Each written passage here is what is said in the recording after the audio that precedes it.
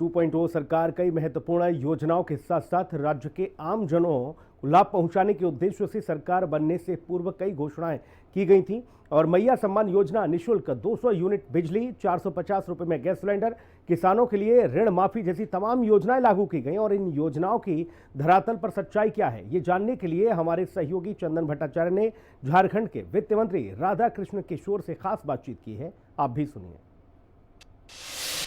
किसी भी घर, संस्थान, देश या फिर स्टेट क्यों ना हो, उसे चलाने के लिए पैसों की जरूरत पड़ती है। इस वक्त झारखंड सरकार के वित्त मंत्री हमारे साथ हैं।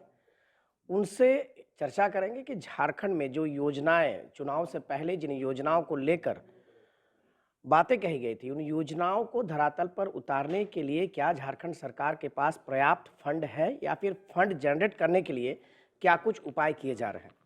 देखिए, जो हमारा बजट का आकार था, तो उस रूप में हमारे पास पैसे की कमी नहीं है।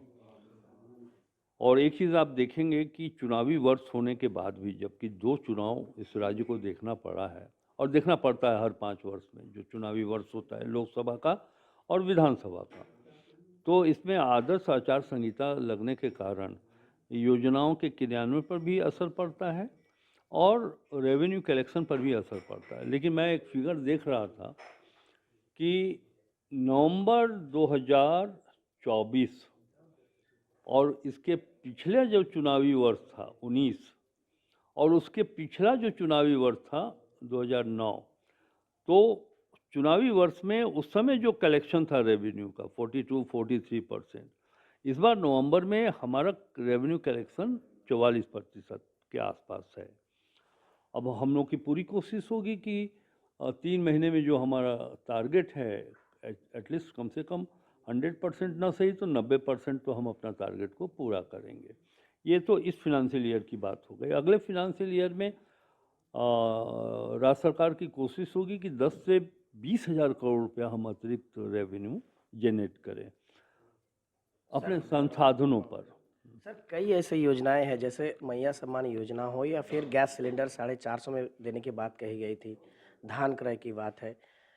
बड़े बड़े चुनौतियां हैं अभी स्टेट गवर्नमेंट के पास योजनाओं को लेकर। उन योजनाओं को धरातल पर उतारने के लिए लगातार स्टेट गवर्नमेंट मांग कर रही है केंद्र सरकार से भी, जो हमारा बकाया है उन्हें दे दिया जाए, लेकिन उस ओर भी केंद्र के ध्यान नहीं है। क्या लगता है कि केंद्र राशि देगी या फिर हमारे पास फंड है? अब केंद्र राशि देगी, अब भीख थोड़ी ही देती है केंद्र। ये तो जो आर्थिक व्यवस्था है उसके तहत, जो संवैधानिक व्यवस्था है उसके तहत राज्य से ही कलेक्टर, भारत सरकार का ज्यूरिडिक्शन क्या है, दिल्ली की अगर बात करें तो बहुत छोटा सा ज्यूरिडिक्शन है, लेकिन राज्यों को मिलाकर के पूरे भारत का ज्यूरिडिक्शन उनके हाथ में है।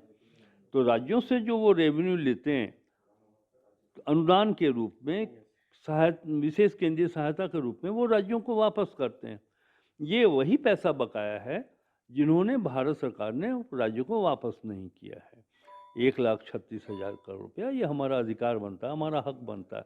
अब एक पॉलिटिकल एथिक्स की बात जो मैं कर रहा था कि भाई आपको देना चाहिए, हम तो देश से अलग नहीं है, हम आप ही के भाग हैं, और अगर आप नहीं देंगे, आपके पास पॉलिटिकल एथिक्स नाम की चीज़ नहीं है, जिसको राजनीतिक सुचिता बोलते हैं, सरकारी सुचिता, सरकार के अंदर एक सुचिता होनी चाहिए, नहीं दीजिएगा तो फिर हम कानून का रुख अख्तियार करेंगे। सर, हिंदी खबर से बातचीत करने के लिए बहुत बहुत धन्यवाद। चंदन भट्टाचार्य, रांची, हिंदी खबर।